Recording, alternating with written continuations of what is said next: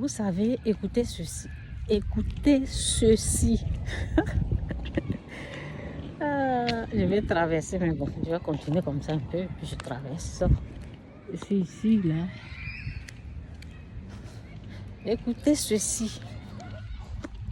Vous-même, si quelqu'un que vous avez nourri, quelqu'un vous avez dépensé sur la personne là, quelqu'un vous avez dépensé plus de 400 000, 800 000, 600 000, 700 000 sur cette personne là, et la personne se retourne et vous mettre sur la liste de lui, ses sorciers.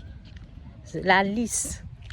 Ça veut dire la personne s'assoit et la personne est en train de regarder qui sont mes sorciers, qui sont ceux qui sont en train de me faire du mal.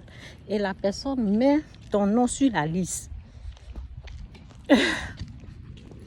Vous-même, si vous êtes intelligent, comment vous allez vous ressentir? Mettez-vous à la place des gens. Mettez-vous à la place des gens. Quelqu'un que tu as enlevé ton argent, tu l'as aidé.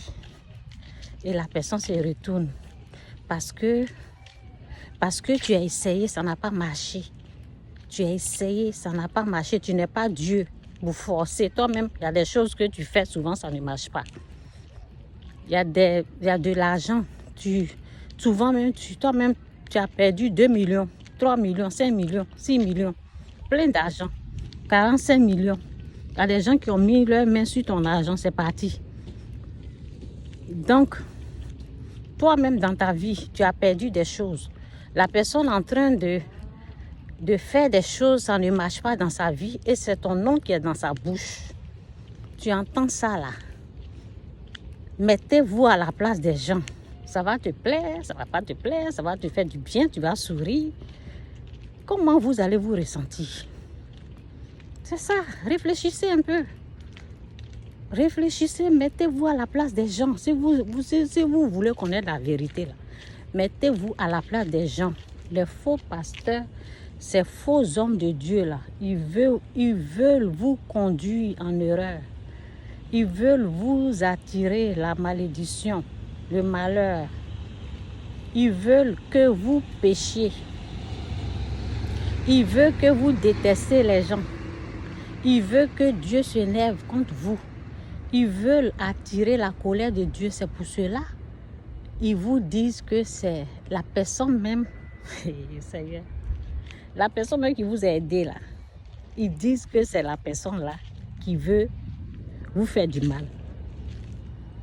C'est la personne là qui veut vous faire du mal. Et vous acceptez ça. Vous ne combattez pas ça. Vous ne rejetez pas ça.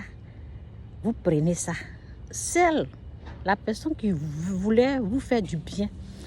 Donc souvent, quand ces faux hommes de Dieu viennent dans votre vie, vérifiez pour voir, ils parlent de quelle personne. Et la Bible, au fait, quand Dieu veut t'aider, quand il y a un problème là, Dieu ne va pas regarder dans l'œil de l'autre. Dieu ne va pas accuser l'autre. Quand vous avez des problèmes, asseyez-vous, vérifiez votre conduite, votre comportement, comment vous vous comportez, quel Dieu vous a adoré, qu'est-ce que vous faites au quotidien. C'est ça qui vous crée des problèmes.